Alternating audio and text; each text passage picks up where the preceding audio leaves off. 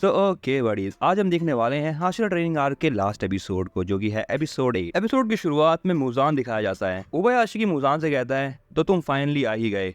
तुम्हारा इंतजार मेरी फैमिली और डीमन स्लेयर कॉर्प्स वाले सालों से कर रहे थे। यहाँ पर उबयाशी की अमानी से पूछता है, ये मुजान आखिर दिखने में कैसा है। अमानी बताती है कि मुजान दिखने में एक आदमी है जो कि अपने मिड-20s में है। मुजान की आंखें डीप प्लम कलर की है और उसकी जो आंखों की पुतलियां हैं वो बिल्ली की तरह है। उबयाशी की कहता है, अच्छा। इसके बाद वो मुजान से कहता है, मुझे पता था कि तुम आओगे क्योंकि तुम मुझ पे और उबयाशी की फैमिली पर बहुत गुस्सा हो। मुजान उससे कहता है, मैं तुमसे बहुत ज्यादा डिसअपॉइंटेड हूँ। जिस फैमिली के हेड ने मुझे हजारों सालों से परेशान करके रखा था वो अभी इस हालत में है और तुम्हें से अभी डेथ की स्मेल भी आ रही है। उबयाशी यहाँ पर अब उठ के बैठ जाता है और वो उससे कहता है, हाँ तुम सही कह रहे हो। कुछ महीनों पहले मुझे एक डॉक्टर ने कहा था कि मैं कुछ ही दिनों के अंदर मर जाऊंगा, लेकिन देखो मैं अभी भी जिंदा हूँ। ये बात बोलते बोलते उबयाशी के मुंह से थोड़ा सा ब्लड भी निकलता है। देखो उस डॉक्टर से भी गलती हो गई क्योंकि मेरे अंदर तुम्हें हराने की डिटर्मिनेशन है। इस पर मुजान कहता है, आज तुम्हारा सपना खत्म हो जाएगा क्योंकि मैं अभी तुम्हें मारने वाला हूँ। अब उबयाशी की मुजान को बताता है कि ये दोनों ही सेम ब्लड लाइन शेयर करते हैं, लेकिन मुजान हजारों सालों पहले जन्मा था,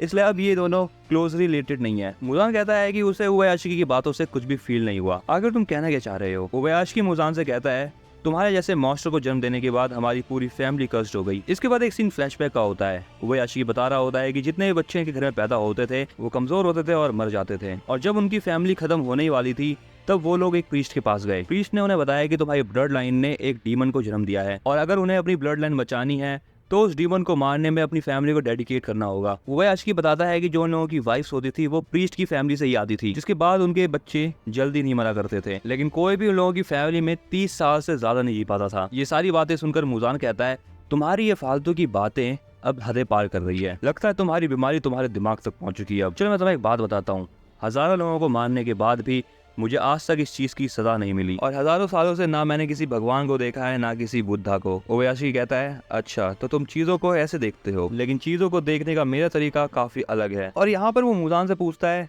मुजान आगे तुम्हारा सपना क्या है? तुम हजारों सालों से जी रहे हो, आगे तुम्हें कौन सा सपना पूरा करना है? मुजान यहाँ पर सोचता है कि उसे बहुत अजीब सा फील हो रहा है। मेरे सामने डीमन स्लेयर कॉर्प्स है, लेकिन मुझे तब भी कोई हेट फील नहीं हो रही। लेकिन तभी वो बगल में देखता है कि उबयाशी के 2 बच्चे खेल रहे होते हैं, वो भी बिना किसी टेंशन के, लेकिन मुजान बस चुपचाप खड़े होकर इन्हें देख रहा होता है। बट वो मनी मन कहता है, मुझे ये चीज देखकर काफी सुकून मिल रहा है। और वो बताता है कि इस मैंशन में बस 4 लोग हैं, उबयाशी, उसकी वाइफ और उसके ये 2 बच्चे। इसी के साथ उबयाशी की प्रोटेक्शन के लिए यहाँ पर कोई भी गार्ड नहीं है। लेकिन तभी यहाँ पर उबयाशी कहता है, चलो मैं गैस करता हूँ तुम्हारा सपना क्या है। तुम इटर्निटी का सपना देखते हो, तुम इमॉर्टैलिटी का सपना देख रहे हो। मुजान कहता है, हाँ तुमने बिल्कुल सही कहा और ये सपना मैं आज पूरा कर लूंगा नेजुको को पकड़ के। लेकिन उबयाशी कहता है, तुम्हारा सपना पूरा नहीं होने वाला मुजान। मुजान कहता है, लगता है तुम नेजुको को छुपाने के बारे में कुछ ज्यादा ही कॉन्फिडेंट हो, लेकिन मेरे पास बहुत टाइम है। और ये कहते ही वो उबयाशी के कमरे में घुस जाता है। उबयाशी उससे कहता है, तुम बहुत गलत हो यहाँ पर। मैं जानता हूँ कि असलियत में इटर्निटी होती क्या है। इटर्निटी है लोगों की फीलिंग्स। लोगों की फीलिंग्स ही इटर्नल होती है और इमोर्टल होती है। इस पर मुजान कहता है,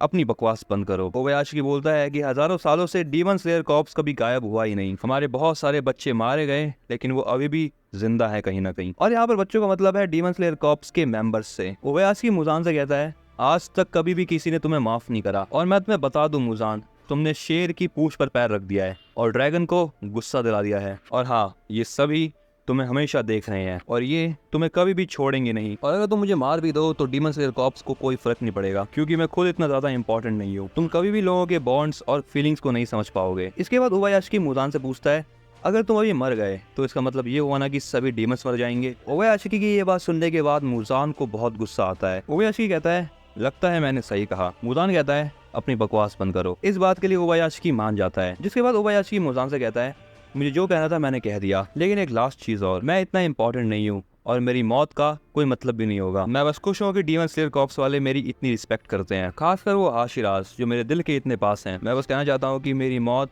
उन लोगों की हिम्मत और भी ज्यादा बढ़ा देगी। यहाँ पर मुजान उबयाशी को मारने के लिए अपने नाखून लंबे कर लेता है। जिसके बाद वो उबयाशी से कहता है, तो फिर हो गया तुम्हारा, जितना बोलना था बोल लिए। उबयाशी बोलता है, हाँ सच बताओ तो मुझे लगा नहीं था कि तुम इतनी देर तक मेरी बातें सुनोगे। तुम्हारा शुक्रिया मुजान। अगला सीन एक काफुबाई क्रो का होता है, जिसके पीछे सानवी भाग रहा होता है। ये क्रो सबको चिल्ला चिल्ला के बता रहा होता है कि उबयाशी की मैंशन पर अटैक हो चुका है। अगला सीन ओबनाई का होता है और वो भी उबयाशी की मैंशन की तरफ भागता है, जिसके बाद सभी हाशिराज एक एक करके दिखाए जाते हैं। लेकिन यहाँ पर ग्यू के साथ तांजिरो भी होता है। लेकिन इसके बाद अगला सीन हाशिरा मीटिंग का होता है। यहाँ पर हाशिरा बात कर रहे होते हैं कि उन्हें ओबायाशी मेंशन पर कम से कम 2 हाशिराज रखने चाहिए मास्टर की सेफ्टी के लिए। ये बात सानेमी ग्योमी से पूछ रहा होता है। ग्योमी बताता है कि उसने इस बारे में मास्टर से बहुत पूछा, लेकिन मास्टर ने मना कर दिया। उनका कहना है कि हाशिराज मेरे जान से ज्यादा इंपॉर्टेंट है। शिनोबु कहती है कि ओबायाशी की फैमिली ने आज तक अपनी सेफ्टी के लिए कोई गार्ड्स रखे नहीं। अगला सीन फिर से प्रेजेंट का होता है, जहाँ पे सारे हाशिराज ओबायाशी की मेंशन की तरफ भागते हैं। अब वो यहाँ पर मेंशन के पास पहुंचने ही वाले होते हैं। सानेमी सोचता है अब मैं बस पहुंचने ही वाला हूँ, लेकिन तभी यहाँ पर एक बहुत बड़ा एक्सप्लोजन होता है, जिससे पूरा ओबायाशी की मेंशन तो खत्म होता ही है, लेकिन उसकी आसपास की जितनी भी चीजें होती है वो भी खत्म हो जाती है। सानेमी को समझ नहीं आता कि आखिर अभी हुआ क्या। जो उसे दिख रहा होता है वो बस एक जलता हुआ मेंशन है। सारे हाशिराज ये देखकर हैरान हो जाते हैं, लेकिन इसी के साथ साथ वो दुखी भी होते हैं। तांजिरो कहता है कि उसे एक बहुत स्ट्रॉन्ग स्मेल आ रही है फ्लैश और ब्लड की। अगला सीन होता है मुजान का, जो कि उड़ते हुए आता है और उसकी हड्डियां और मांस दिख रहे होते हैं। साथ ही में उसकी पूरी बॉडी भी जल रही होती है, लेकिन वो अपने आप को किसी तरह रीजनरेट कर लेता है। मुजान सोचता है कि उसने ओबायाशी को एक नॉर्मल ह्यूमन समझा था, लेकिन वो बंदा नॉर्मल नहीं है। मुजान को लग रहा था कि यहाँ पर कोई ट्रैप तो होगा, लेकिन ऐसा ट्रैप होगा उसको इसकी उम्मीद नहीं थी। इस एक्सप्लोजन में कुछ ऐसी चीजें भी थी जिससे मुजान की रीजनरेशन भी थोड़ी सी स्लो हो गई, लेकिन मुजान भी धीरे धीरे अपने आप को रीजनरेट कर ही रहा होता है। मुजान यहाँ पे सेंस करता है कि उसके पास कुछ लोग आ रहे हैं। उसे लगता है कि शायद ये हाशिराज होंगे, लेकिन उसे और भी अजीब सी फीलिंग आ रही होती है, जैसे कि उसके पास कुछ है। मुजान कहता है कि ओबायाशी ने अपने हेट को अपने दिल में रखा और अपना यूज किया, वो भी एक चारे के तौर पर। मुजान सोच रहा होता है कि क्या ओबायाशी के बच्चों और वाइफ को इसके प्लान के बारे में पता था, लेकिन मुजान सोचता है कि उसके पास अभी ये सब बातें सोचने का टाइम नहीं है। बट तभी मुजान देखता है कि उसके आसपास एक नई तरीके की ब्लड डिमन आर्ट यूज हो रही होती है, और ये ब्लड डिमन आर्ट पूरे तरीके से मुजान को जकड़ लेती है। मुजान सोच रहा होता है कि आखिर ये किसकी ब्लड डिमन आर्ट है। मुजान सोचता है कि वो इस चीज से अपने हाथ नहीं छुड़वा पाएगा, लेकिन वो इस चीज को ऑब्जॉर्ब कर सकता है। मुजान उस चीज को ऑब्जॉर्ब कर ही रहा होता है, लेकिन तभी यहाँ पर तमायो आके उसके पेट में अपना हाथ घुसा देती है। मुजान तमायो से कहता है कि तुम यहाँ पर क्या कर रही हो। तमायो उसे बताती है कि ये उसी आदमी की ब्लड डिमन आर्ट है जिसे तुमने आसाकुसा में डीमन बना दिया था। मुजान समझ जाता है कि तमायो उसके पास अपनी ब्लड डिमन आर्ट का यूज करके आई। मुजान सोच रहा होता है कि आखिर तमायो यहाँ पर क्या कर रही है। तमायो मुजान से कहती है कि तुमने मेरे हाथ को भी अब्सॉर्ब कर लिया है, और क्या तुम जानते हो कि मेरी मुट्ठी में क्या था। उसमें एक दवाई थी जो डीमंस को ह्यूमंस में बदलती है। मुजान कहता है कि ऐसी कोई दवाई होती भी नहीं है। तमायो कहती है कि मैंने वो दवाई बना ली है और अब सिचुएशन बदल चुकी है, और ये काम मैंने अकेले नहीं करा। तभी यहाँ पर मुजान अपना नाखून तमायो के सर में घुसा देता है, और मुजान उससे कहता है क्या तुम जानती हो तुम्हारे बच्चे और हस्बैंड को किसने मारा था। वो मैंने थोड़ी मारा था, तुम्ही ने उनको मारा था और तुम उन्हें मार के खा गई थी। तमायो कहती है कि अगर मुझे ये पता होता तो मैं कभी डीवन बनती ही नहीं। तमायो बताती है कि बस उसे अपनी बीमारी से बचना था, वो अपने बच्चों को बड़ा होते हुए देखना चाहती थी, इसलिए वो मरना नहीं चाहती थी। मुजान यहाँ पर अपना मुंह बंद नहीं रखता और वो उससे कहता है तुमने बहुत सारे इंसानों को मारा है और तुम्हें देखकर ऐसा लगता था कि तुम्हें उन्हें मारने में बहुत मजा आता था। तमायो कहती है कि वो ये सारी बातें जानती है, इसलिए वो आज मुजान के साथ मरने वाली है। तभी तमायो कहती है हिमे चिमा ग्योमे अब तुम्हारी बारी। मुजान ये बात सुन के थोड़ा डर जाता है। एक्चुअली मैं यहाँ पर तमायो की ही ब्लड डिमन आर्ट के कारण ग्योमे यहाँ पर आ पाया। ग्योमे यहाँ पर अपने फ्रेल को हाथ में लिए हुए तैयार होता है मुजान को मारने के लिए। ग्योमे इतना जोरदार हमला करता है कि उस हमले से मुजान का पूरा सर फट जाता है। इसके बाद एक छोटा सा फ्लैशबैक दिखाया जाता है, और ये तब का समय होता है जब फर्स्ट टाइम ग्योमे अपने मास्टर ओबायाशी से मिला था, और इस समय पर ग्योमे 18 साल का था और ओबायाशी 14 साल का। ग्योमे को उस समय भरोसा नहीं हो रहा था कि मास्टर ओबायाशी उससे 4 साल छोटे हैं, और ओबायाशी को पता था कि ग्योमे ने कुछ गलत नहीं करा, वो बस लोगों को बचा रहा था। ग्योमे बताता है कि ओबायाशी ने उसे पहले ही बता दिया था कि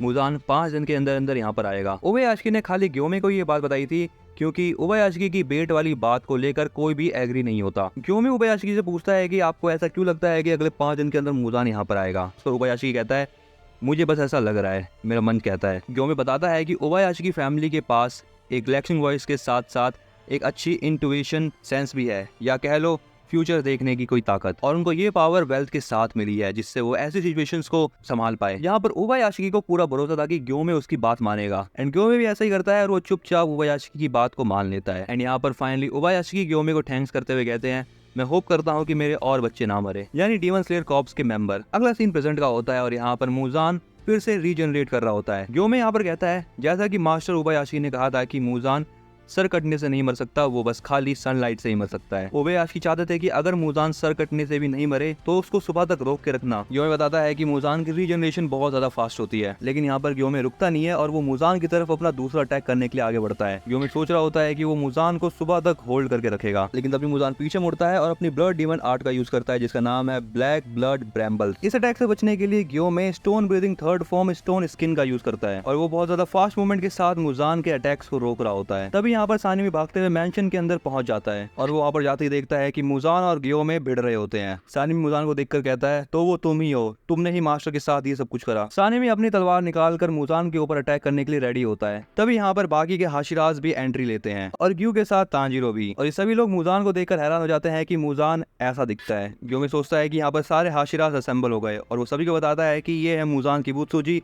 और ये गला कटने पर भी नहीं मरता। यहाँ पर मोइचिरो मिस्ट ब्रीदिंग की 4th फॉर्म के साथ तैयार है। Shinobu insect breathing butterfly dance के साथ, Obanai serpent breathing 1st form, Mitsuri love breathing 5th form, ग्यूतोमियो का water breathing 3rd form, Sanemi wind breathing 7th form और तांजीरो अपने हिनोकामी कागुरा सनफ्लावर थ्रस्ट के साथ मुजान के ऊपर अटैक करने के लिए तैयार होते हैं। लेकिन मुजान को इन सबसे कोई फर्क नहीं पड़ता और मुजान स्माइल करता है। तभी यहाँ पर नाकिमे की बीवा की आवाज आती है और यहाँ पर इन्फिनिटी कैसल के डोर्स ओपन हो जाते हैं और सारे हाशिराज एक एक करके उसके अंदर चले जाते हैं। दूसरी तरफ यहाँ पर गेनिया अपनी प्रैक्टिस कर रहा होता है, उसके नीचे भी इन्फिनिटी कैसल का गेट ओपन हो जाता है, जिसके बाद इनोसुके के साथ भी ऐसा ही होता है। मुराटे के साथ साथ सारी डीमन स्लेयर कॉर्प्स भी उसके अंदर चली जाती है, यानी हर एक डीमन स्लेयर अब इन्फिनिटी कैसल के अंदर है और इन्हीं के साथ इनके क्रोज भी। इनोसुके यहाँ पर तैयार होता है सभी डीमंस की फाड़ने के लिए। गेनिया सोचता है कि आखिर उसके साथ अभी हुआ क्या। यहाँ पर कनाओ को भी दिखाया जाता है और उसके बाद जेनित्सु को, एंड इस बार उसकी आंखें खुली हुई है और इस बार जेनित्सु के चेहरे पर बिल्कुल भी डर नहीं दिख रहा। इसके बाद हमें बाकी हाशिराज को भी दिखाया जाता है, जिसके बाद हमें तांजीरो को दिखाया जाता है।